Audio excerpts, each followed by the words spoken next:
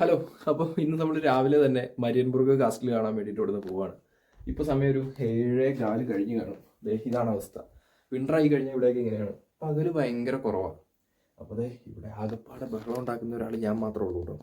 ബാക്കി എല്ലാവരും സൈലൻ്റായിട്ട് ഇരിക്കുകയാണ്. പിന്നെ ഒരു കാറ്, ബൈക്ക് എന്തെങ്കിലും ഇതിൽ പോയാൽ അതിൻ്റെ ഒരു ചെറിയൊരു മൂളിച്ച കേൾക്കാം. അല്ലാതെ വേറൊരു ബഹളം ഇവിടെയില്ല. ആൾക്കാരുണ്ട് അവിടെ ഇവിടെയൊക്കെ, പക്ഷേ ഭയങ്കര സൈലൻ്റാണ്. ഇവിടെ വന്നപ്പോൾ തൊട്ട് ഞാൻ ശ്രദ്ധിക്കുന്ന കാര്യമാണ് സൈലൻറ്റ്. താഴെ ഒരാളെയും താമസിക്കേണ്ട ഒരു ബ്രസീലുകാരനാണ്. അവനാണെങ്കിൽ ഇടയ്ക്ക് ഗെയിമൊക്കെ കളിച്ചിട്ട് എന്നൊക്കെ കേൾപ്പിക്കണ കാണാം. അതല്ലാണ്ട് ഇവിടുന്ന് വേറെ ഒരു ഒച്ചപ്പാടില്ല. നമ്മളാണ് ഇവിടെ ബഹളം ഉണ്ടാക്കുന്ന ടീം. അപ്പോൾ പയ്യെ ചായയൊക്കെ കുടിച്ചിട്ട് നേരെ അങ്ങോട്ടേക്ക് വെച്ച് പിടിക്കണം. ബസ്സാണ് മാപ്പിൽ കാണിക്കുന്നത്. ബസ്സെങ്കിൽ ബസ്, ട്രെയിനെങ്കിൽ ട്രെയിൻ, ആ രീതിക്കൊക്കെ വെച്ച് പിടിപ്പിക്കണം. അപ്പോൾ നമ്മൾ ഇന്ന് കഴിക്കാനായിട്ടുള്ള സാധനമൊക്കെ ഇന്നലെ തന്നെ സെറ്റ് ചെയ്ത് വെച്ചിട്ടുണ്ടായിരുന്നു. മുട്ട പുഴുങ്ങി വെള്ളത്തിയിട്ടിട്ടാണ് പുള്ളിക്കാരി പോയത് കണ്ടോ. 2 മുട്ട ഇട്ടു. പിന്നെ ഗ്രേവി ഉണ്ട്. അപ്പോൾ അതിലിട്ടിട്ട് കറിയായിട്ട് സെറ്റ് ചെയ്ത് പിടിപ്പിക്കണം. പിന്നെ ഹാളിൽ അല്ലെങ്കിൽ റൂമിൽ ഒക്കെ ഹീറ്റർ ഇട്ട് ഇരിക്കണോണ്ട് വലിയ കുഴപ്പമില്ല. അവിടെ നിന്ന് നമ്മളിങ്ങനെ അടുക്കളയിലേക്ക് അല്ലെങ്കിൽ രാവിലെ ഒന്ന് ബാത്റൂമിൽ പോകാനൊക്കെ ഇറങ്ങുമ്പോഴല്ലോ നല്ല സുഖമാണ്. തണുത്തിട്ടേ 1 0 കണ്ടുമാണ് ഇന്ന്. അതാണ് ഇത്ര സുഖം. അപ്പവും മുട്ടക്കറിയും റെഡി ആയിട്ടോ. നമ്മുടെ വീട്ടിലുണ്ടാക്കണ പോലെ തന്നെ നല്ല എരിവുള്ള കറി. നമുക്ക് അത്യാവശ്യം എരിവ് വേണം. ഇവിടെ വന്നേ പിന്നെ നമ്മുടെ വീട്ടിലത്തെ എരിവ് ഇവിടെ ഉണ്ടാക്കുന്ന ഫുഡിൽ നമുക്ക് കിട്ടുന്നുണ്ട് കേട്ടോ. ആ കാര്യത്തിലൊരു തീരുമാനമായി. അപ്പോൾ നമ്മൾ പയ്യെ വീട്ടിൽ നിന്ന് ഇറങ്ങാൻ പോവാണ്. നമുക്ക് ബസ് സ്റ്റേഷനിലേക്ക് നടക്കണം.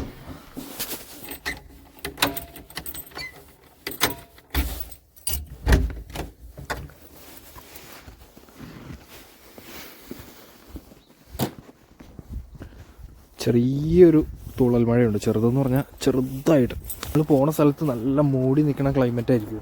അതുകൊണ്ട് നൈസായിരിക്കും. പിന്നെ നല്ല മഴ വന്നിട്ട് പണി തരാതെ ഇരുന്നാൽ മതിയായിരുന്നു. ഇവിടുത്തെ ഫ്ലീഗ ഉണ്ട് കേട്ടോ. നാട്ടിൽ നിന്ന് അപ്ലൈ ചെയ്യുന്ന ആൾക്കാർക്ക് അറിയാൻ പറ്റും പെട്ടെന്ന് DRK ഇത് കാണുമ്പോൾ തന്നെ. ഇതാണ് നമ്മുടെ ബസ് സ്റ്റോപ്പ്. അപ്പോൾ നമുക്ക് ഇവിടെ നിന്നാണ് വണ്ടി പിടിക്കേണ്ടത്. വണ്ടി കിട്ടി കേട്ടോ. വണ്ടി കിട്ടിയപ്പം ഞാനും ഡ്രൈവറും മാത്രമേ ഉള്ളൂ. മിക്കപ്പോഴും ഈ ഭാഗത്തു നിന്നൊക്കെ വണ്ടി എടുക്കുമ്പോഴുള്ള അവസ്ഥ ഇതാണ്. ആരുമില്ല. ചെറിയ വണ്ടിയാണോ ഇത്. നമ്മുടെ സ്പ്രിൻറ്ററൊക്കെ പോലത്തെ ഒരു ചെറിയ വണ്ടി. പോകുന്ന വഴിയിലൊക്കെ എന്ന് പറഞ്ഞാൽ അപ്പടിയും ഈ പുൽമേടുകളും പിന്നെ ചെറിയ ചെറിയ കൃഷിസ്ഥലങ്ങളും അങ്ങനെയുള്ള ഏരിയകളാണ് കേട്ടോ. നമ്മുടെ സ്ഥലം എത്തിയിട്ടുണ്ട് കേട്ടോ. ഇവിടെ നമുക്ക് അടുത്ത വണ്ടി പിടിക്കണം.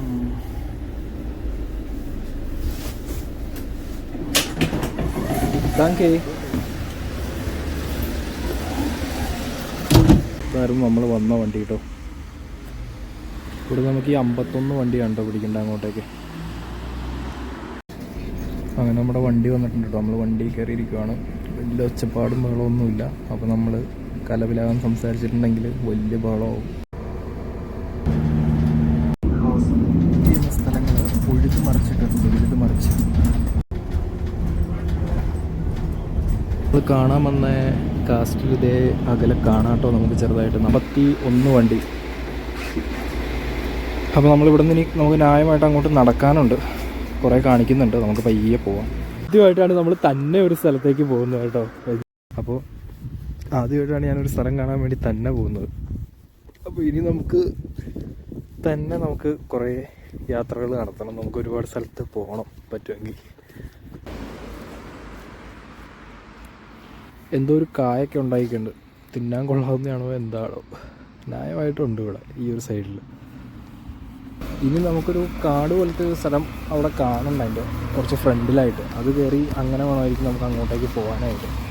കണ്ടോ ഇപ്പോൾ കുറച്ചുകൂടി നല്ല വ്യക്തമായിട്ട് നമുക്ക് കാണാം കേട്ടോ. കറക്റ്റ് സെൻറ്ററിൽ നോക്കി അവിടെ വരെ നമുക്ക് നടക്കണം. ഒരു 2.3 കിലോമീറ്റർ നമുക്ക് നടക്കാനുണ്ട്. നൈസായിട്ട് നമുക്ക് നടക്കണം. കടന്ന് പോവായിരിക്കുമോ. എൻ്റെ പൊന്നളിയെ ഇടിച്ചിട്ടേക്കല്ലോ കേട്ടോ. എന്നിട്ട് ഇടിച്ചാൽ തീർന്നു. നമ്മുടെ ഒരു കനാലൊക്കെ പോലെ തന്നെ നല്ല തെളിഞ്ഞ വെള്ളം. മീനൊന്നും കാണാനില്ല. നമ്മളിവിടെ എവിടെയും പിന്നെ ഇതുപോലെ കണ്ടെങ്കിലും മീനൊന്നും അങ്ങനെ കണ്ടിട്ടില്ല കേട്ടോ.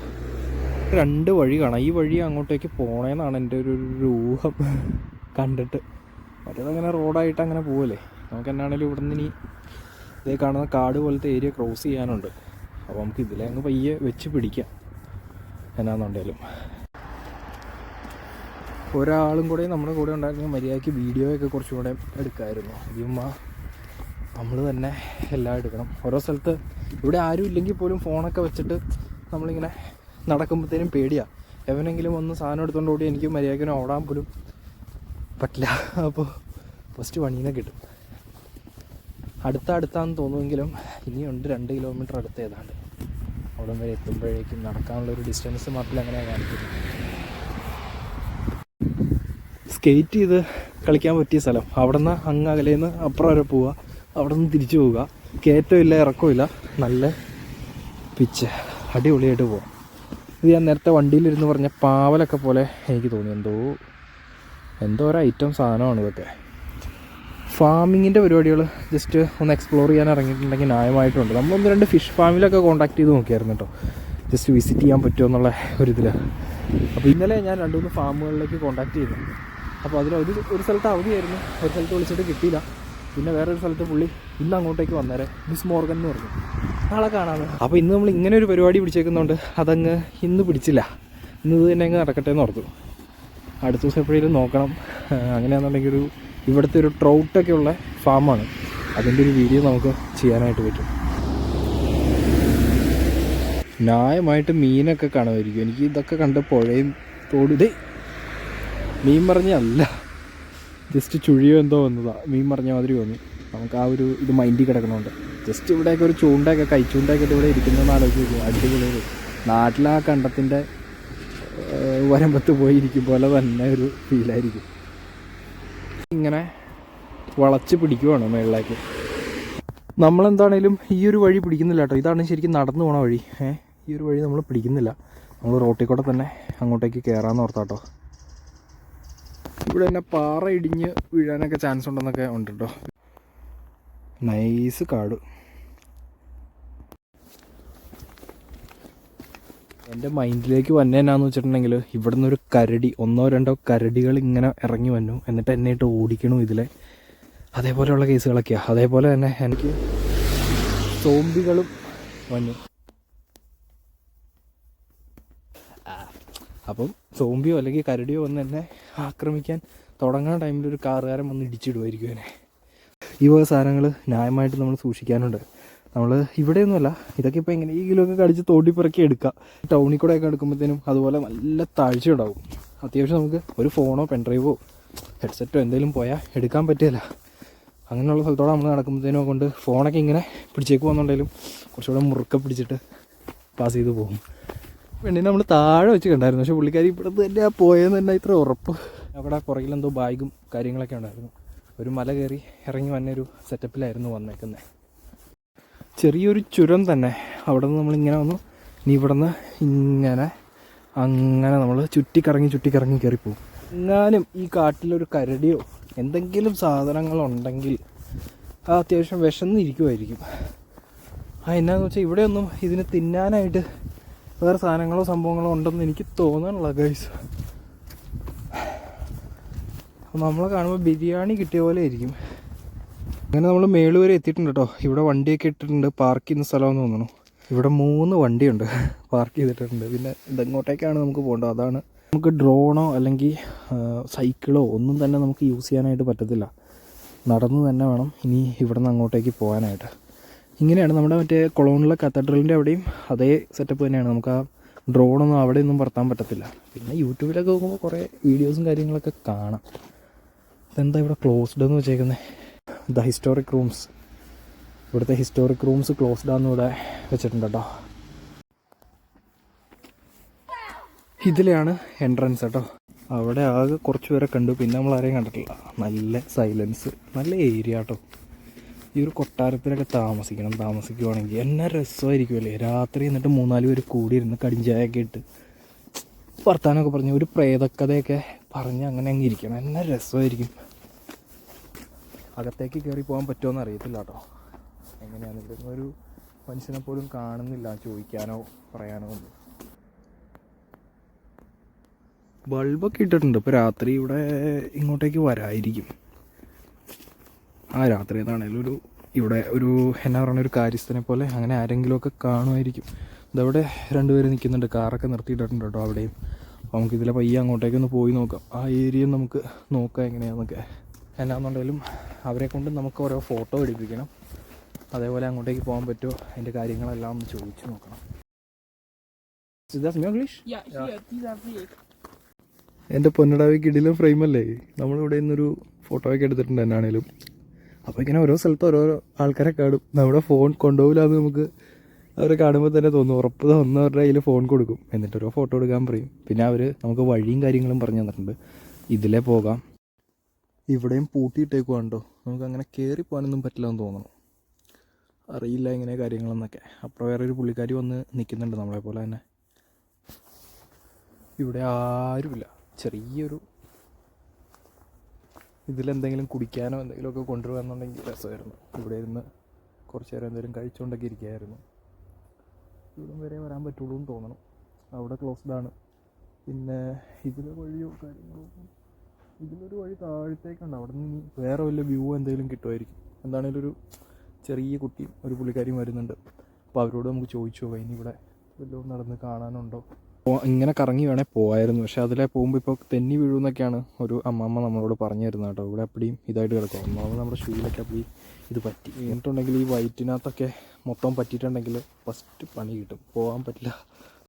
അതുകൊണ്ട് നമ്മൾ ആ ശ്രമം നമ്മൾ അതിലെ പോകണ്ടെന്ന് തീരുമാനിച്ചു കേട്ടോ. അതുകൊണ്ട് പുള്ളിക്കാരി നമ്മൾ എന്തൊക്കെ ഇവിടെ കാണിച്ചു തരാമെന്ന് പറഞ്ഞിട്ടുണ്ട്. വഴി കാണിച്ചു തന്നിട്ടുണ്ട്. ഇതിൽ നിങ്ങൾ കയറി പൊക്കോ, വീഡിയോ ഒക്കെ എടുക്കാൻ കുഴപ്പമൊന്നുമില്ല എന്നൊക്കെ പറഞ്ഞു. ഇവിടെയും മൊത്തം ശോകമാണ്, ചെളിയാണ്. തെന്നി വീണ് കഴിഞ്ഞാൽ സൂക്ഷിച്ച് പയ്യെ ഇവിടം വരെ ഒന്ന് പോയി നോക്കാം. അവർക്ക് മനസ്സിലായി നമ്മളിവിടെ വന്ന് ഇങ്ങനെ വീഡിയോ ഒക്കെ പിടിച്ച് ഒരു ഇതെടുക്കാൻ നോക്കണേ. ഇത് നമ്മൾ ആ പാർക്ക് ചെയ്ത സ്ഥലത്ത് നിന്ന് വരാൻ പറ്റുമെന്നൊന്നും തോന്നണം കേട്ടോ. ഇതിലെ ഇങ്ങനെ പയ്യെ നടക്കാം. ഇതിലൊന്നും അപ്പം നടക്കണേനോ വേറെ ഒന്നും വിഷയമൊന്നുമില്ല. അതൊക്കെ നമ്മൾ ഉറപ്പ് വരുത്തണം ആദ്യമായിട്ട് നമ്മൾ വരുമ്പോഴേ. ഇനിയിപ്പോൾ ഇവിടെ വന്നിട്ട് വല്ല വീഡിയോ എടുക്കുന്നതിന് വിഷയം ഉണ്ടെങ്കിലോ അല്ലെങ്കിൽ ഇങ്ങോട്ടേക്ക് വരാൻ പറ്റില്ലാത്തേക്കാണെന്നുണ്ടെങ്കിലുണ്ടല്ലോ ഫസ്റ്റ് പണീനെ കിട്ടും. ഇതാണ് ഇതിൻ്റെ ഈ ഒരു സൈഡ് എന്ന് പറയുന്നത്. ഇനി നമുക്കിത് അപ്പുറത്തെ ഇതിൽ അങ്ങോട്ട് കുറച്ച് നടന്ന് പോയിട്ട് അവിടെ നിന്ന് എങ്ങനെയാണ് എന്താണെന്ന് നോക്കാം. നമ്മൾ വന്നത് ഇതേ താഴ്ത്തുന്നാട്ടോ. അവിടെ നമ്മൾ നടന്ന് ഇവിടം വരെ എത്തിയത്.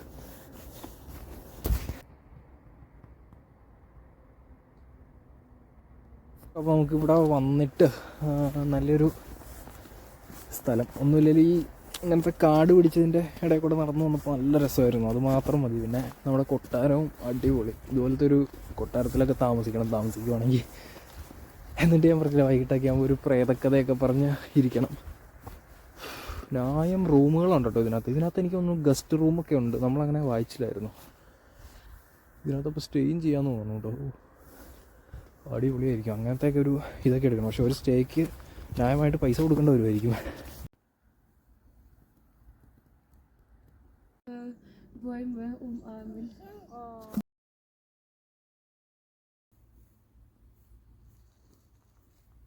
അപ്പോൾ ഇനി നമുക്ക് ഇവിടെ നിന്ന് നേരെ വീട്ടിലേക്ക് വെച്ച് പിടിപ്പിക്കാം. ഇവിടെ ഇനി വേറെ പരിപാടികളൊന്നുമില്ല. വീട്ടിൽ പോയിട്ട് നല്ല ചാള തിരുമ്മി വെച്ചിട്ടുണ്ട്.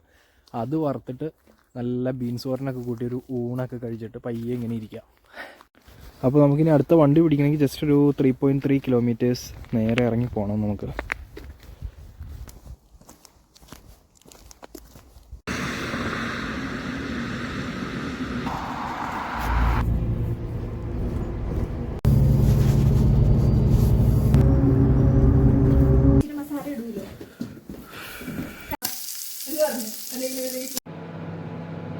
ചാള ഇന്നലെ ബീൻസ് ഉണ്ടാക്കി നിന്ന് കഴിക്കാൻ വേണ്ടിട്ടാ. നാട്ടിലത്തെ ഓരോ ടോപ്പ് വിറ്റുകളെ